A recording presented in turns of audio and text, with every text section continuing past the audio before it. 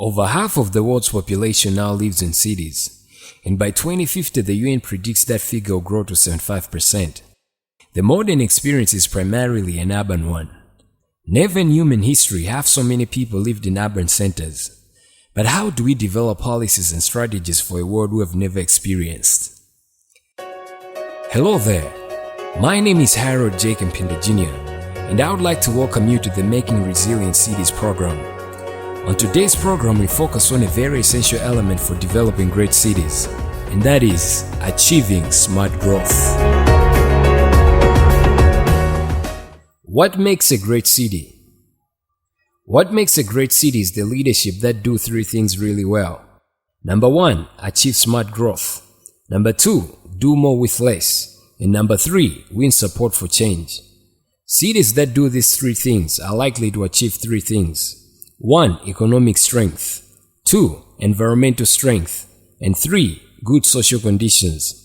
Cities' performances have to be measured in a way that reflects all these three concerns. Smart growth. While all city leaders want to have vigorous local economies, not all economic growths are good. The growth of an economy can harm the environment if considerations are not made to incorporate environmental thinking in planning for economic growth. It is therefore not good to assume that all growth is good, but learn what smart growth looks like. Smart growth depends on identifying strategic approach that considers growth opportunities, that regards environmental thinking. So how do we achieve smart growth? Number one, adopt a strategic approach. City leaders are often burdened with the task to achieve prosperity in their cities. In order to achieve this goal, they must adopt a strategic manner in which they should operate to achieve that goal. It's important that a thorough analysis be made to determine the nascent industry that the city should depend on. This will help to identify where the city's competitive advantages lie, and also help to identify the potential clusters of companies that can power growth in the cities, and also support growth by making targeted investments and offer target client services to business to help them flourish. 2. Identify competitive clusters. It's important that each city should identify sectors that can best support growth and focus on those sectors. This helps the development of clusters of companies from sectors to develop their physical proximity to each other and improve R&D collaboration and assist development of appropriately skilled workforce. When you identify sectors that can best support growth, you attract clusters of companies experienced in a particular field to come and invest. This results in a city being categorized based on a particular service that the city is offering. For example, you can form a tech city because of tech company clusters you have attracted when you find out that technology is where the city's competitive advantage lies. 3. Invest to support growth. Targeted public sector investment may be required to attract business to the city. You may need to train people in a particular expertise in order to attract investments. This is done in order to create a setting in which entrepreneurs and their businesses can thrive. For example, you can train 3,000 men on how to make cars and incentivize that for a car manufacturing plant. You would create jobs in your city and improve the economy of the city through the jobs and sales that the company will be creating. Dubai has invested hugely in infrastructure to transform itself into an international business and tourist center that is now home to the world's largest port and offices of 120 of the Fortune Global 500.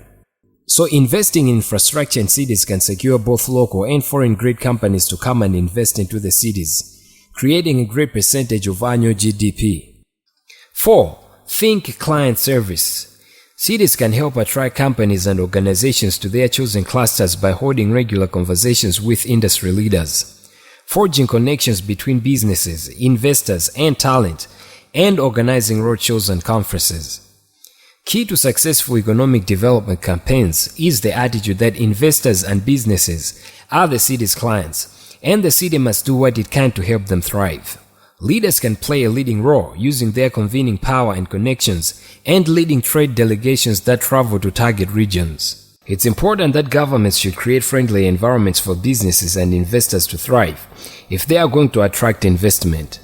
For example, the UK government made legislative changes to entice companies to London's tech city, making it easier to issue visas to those running entrepreneurial companies and updating intellectual property rights laws. Bogota's investment promotion agency provides free investment support services, including fact-finding visits to the city, administrative support to apply for permits and comply with regulations, and programs to develop a trained workforce. Between 2010 and 2011, foreign direct investment in Bogota increased by 27%. But that's all for today's program. Please join us next time on Making Resilient Cities, as we shall continue on the subject of achieving smart growth. If you would like to connect with us, you can contact us through our email address 5majorcities@gmail.com, or you can connect with us on our Facebook page at 5MJC and subscribe to our YouTube channel at 5MJC. You have been with me, Harold J. Kempinda Jr., and I just wish you a lovely time.